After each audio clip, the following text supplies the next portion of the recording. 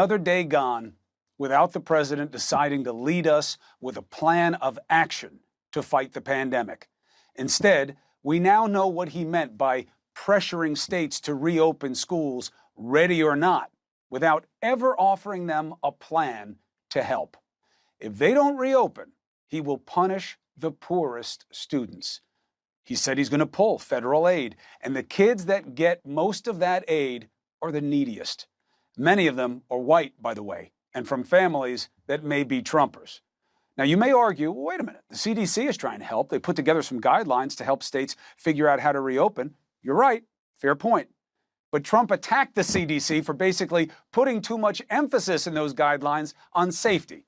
He called the suggestions, quote, too tough and expensive. And guess what? The CDC buckled. New recommendations are coming next week. Question: do you think they will make schools more or less safe? That's called a rhetorical question. And I told you the scientists would be silenced last night. Do you remember? Today, who don't we see? Oh yeah, Fauci. No Fauci at the task force briefing. I wonder why. Because Fauci's saying we're not on the right side of the pandemic, that we shouldn't be complacent, that we are knee-deep in this crisis. So the president wants you to ignore his own health officials to live in his COVID-less la-la land.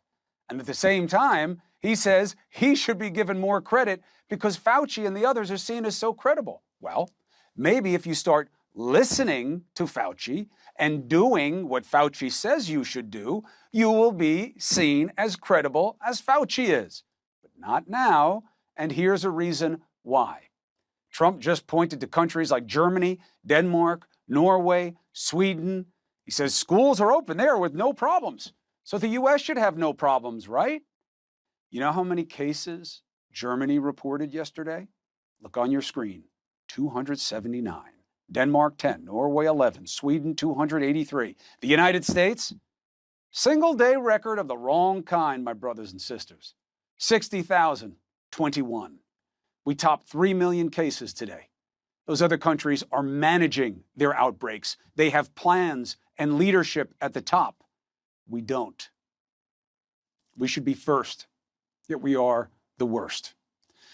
Arizona is a disaster on a global scale. ICU beds are almost all being used as cases surge. Where is the plan to help them? Hell, the governor's a Republican. He said nice things about you. Help him, Mr. Trump.